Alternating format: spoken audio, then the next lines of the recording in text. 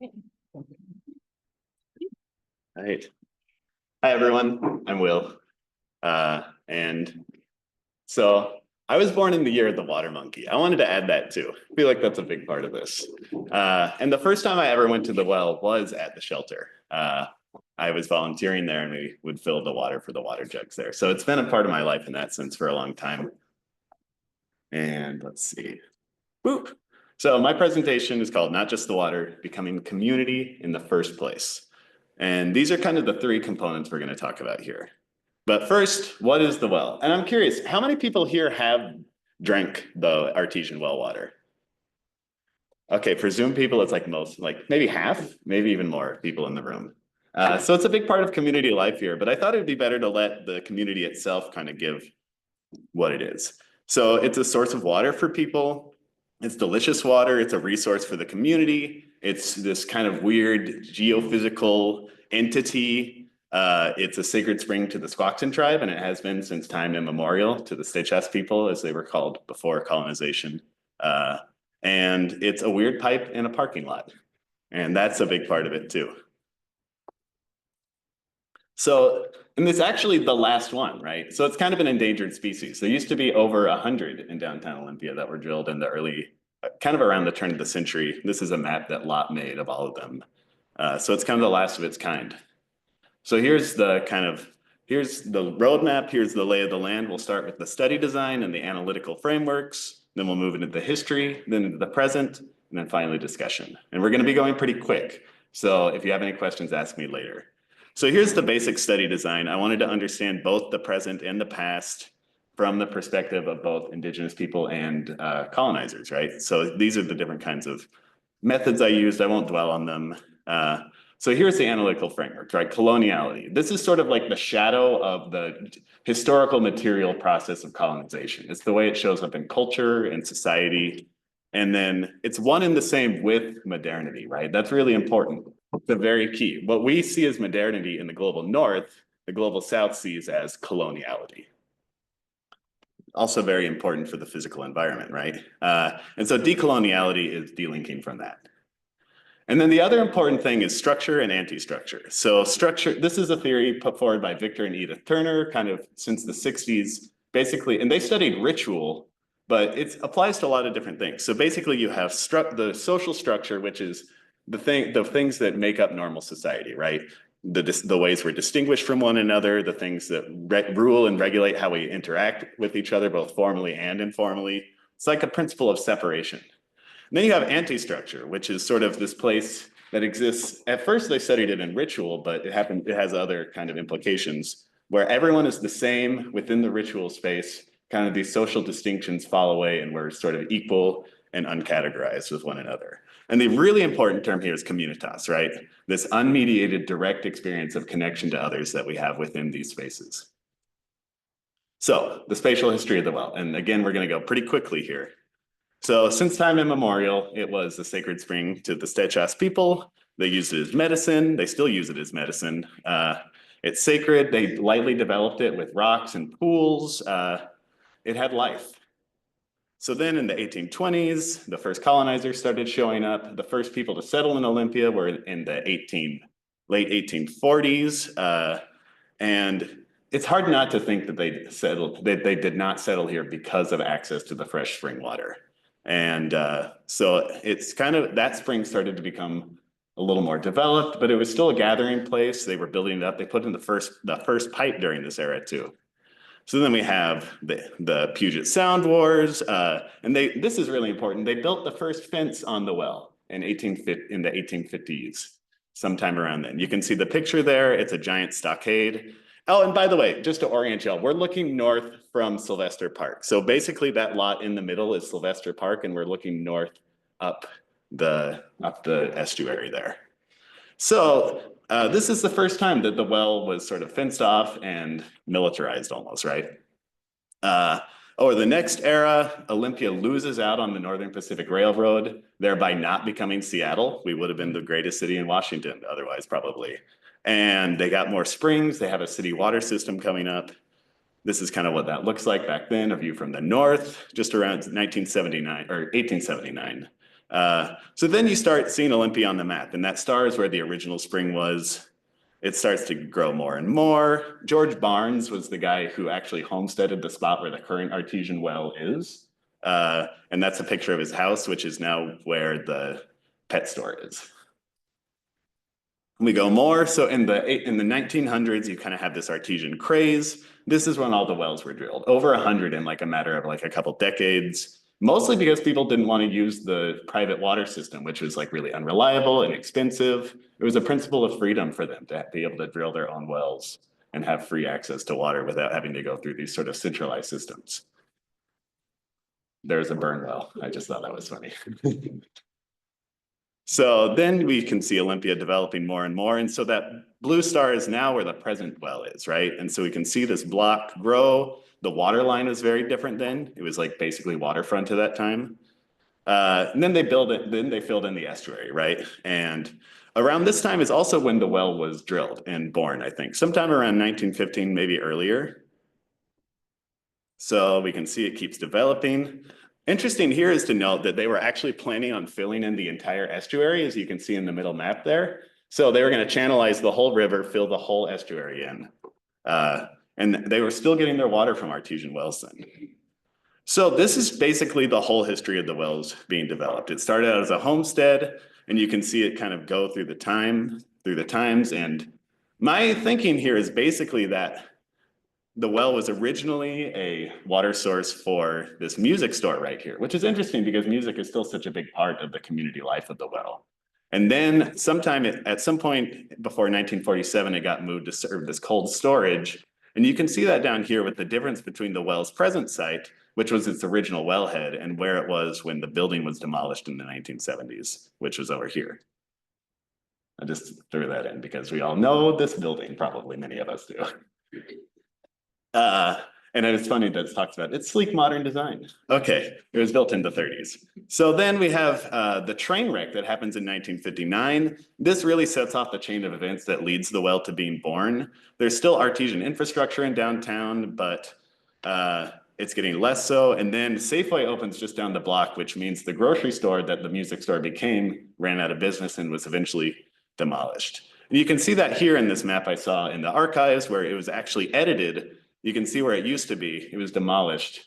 I don't know how or why. I couldn't figure that out, but that's kind of the story. So then that brings us to the present, right? With the artesian well that we know. This is kind of the oldest picture I could find of it. People standing around the old sort of cold storage infrastructure that it was a part of. There was a big community drive to protect it and make it public. And, we can talk more about that if folks have questions. And then that leads us to today, right? The enclosure of the new Artesian Commons, as it was called, the park, and kind of the dramas that have happened from that. Just some more pictures of kind of that progress. Okay, so the people's story. So I interviewed 29 community members. The interviews this is kind of the different groups: city people, well activists, downtown business owners, social service community members, Squaxin Island tribal members. And these are the questions that I asked of them. Everyone got the same questions. There were two more, but I didn't really include them because they ended up being kind of redundant. So this kind of gives you a sense of the kinds of questions that we were after in order to find out kind of how the history of colonization in the space is connected with the way that people experience the place now in the present. Some stats from the interviews. I thought it was interesting that you kind of had these two groups of so I asked people to rate their well dependence on 1 to 10, just roughly. So there's kind of two groups, right? There's people who are really reliant on it, and then there's people who aren't so. And yeah, 20 hours of audio, 263 pages, 102,000 words. Took a very long time to transcribe all this. And so here's some of the examples of some questions for some answers for question 2. How would you describe your own relationship to the well?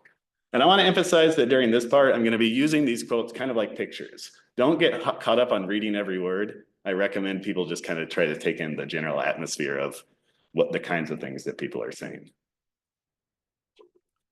People get all their water from it.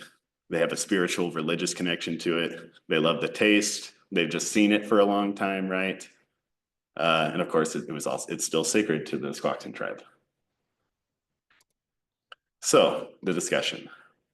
we have, let me move me. There we go. So we have the coloniality of space. And this is sort of the physical, abstract component, right? And everyone talked about how they don't like the walls, the space is industrial, it's not connected to the water. And we're talking about the Artesian commons here. It's a hard surface, it's a dead space. Unsettled feeling is invited there that people blame on each other. The ground is contaminated. So all of these things are literally the physical manifestations of colonialism and capitalism and modernity, right?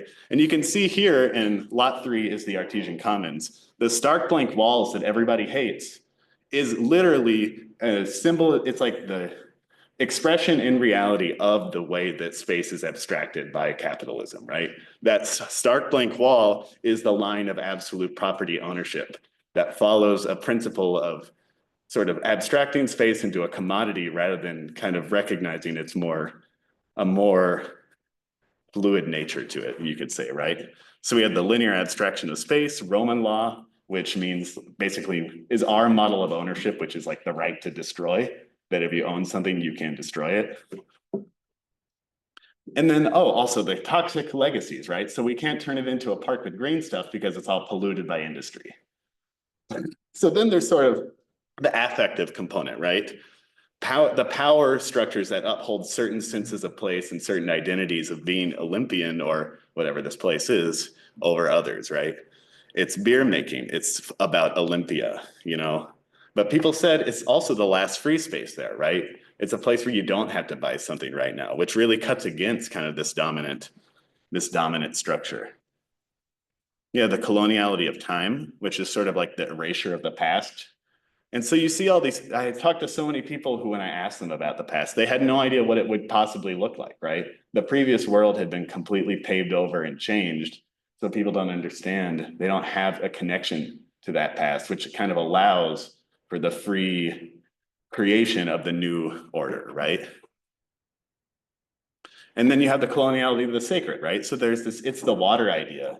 That's really taking this indigenous understanding of water as medicine, water is sacred, and reappropriating it towards kind of an industrial pursuit, right? Creating beer, making money for the economy, all this stuff. And even the early settlers, they were all obsessed with making money in industry, and their diaries is all they talked about. They didn't talk about the well very much at all. And so there's this idea of the artisans, right? That was in all these commercials back then. And I just thought this is really funny because they had this ad campaign where they changed its water to be talking about the artisans, but knowing the colonial history, I think this has a different ring now. So a few more things. I think I have 2 minutes left or so. So a couple more things to mention here are, and this is sort of to me the meat. This is the takeaway for me, you know, in addition to all that other stuff. But the well is a place where communitas happens. It is a source where community is born and reaffirmed and renewed all the time. And so communitas is this idea, right, where social distinctions go away, people are able to connect with one another, regardless of who they are outside of that space, right? And so you have all these people talking about, it's a neutral zone, it takes, you know, everybody's there, the poorest and the richest people go there. There's a community for people who can't find community elsewhere. It doesn't just have the things that are deemed positive by society, but includes all things, even the negative and the difficult aspects of life. You know, it's connection and purpose. It's a space where everybody feels welcome, right? And it always has been. Even the squawks and histories talk about it being that way back in the day too. But because of that, it makes the dominant society very nervous, right? And so you have this resistance and this idea of keeping the space pure, which is related to environmental racism. It's related to keeping these dominant structures of society free from challenge by these experiences that people are having, where they see that these structures that we normally live under are mostly illusory, right? So you see all these people talking about purity, the purity of the water, the connection to something ancient. When our kind of preconceptions are challenged, it can be a site for violent enforcement of dominant social structures, right? So then you kind of see that in the response. People are talking about control and management, enforcement, access, controlling access, rules about what you can do, who can be there. And of course, rules about what you can do ultimately are rules about who can be there, right? So, but I'm going to end on a positive note because I don't think it's possible to stop people from connecting to each other in this way. And I think when you try to take that away, people are going to always revolt and resist and try to reclaim that connection with one another that goes beyond the ways that we're normally separated. So it's not just the water, it's the way that people come together there. And I think the most important thing is the way it kind of has this dual nature of both space for people and water. And so this is the future vision of the Squaxin person that I interviewed, right? It's a park, it's built up, it's beautiful. People can gather there. It's a place of belonging for everybody. And this, I love this person thing too. You know, but everyone knows the phrase about if you drink the water, you'll die here. This person was quite happy to do that. And so this is the end, right? It's not just the water. It's not just the water. It's the people too.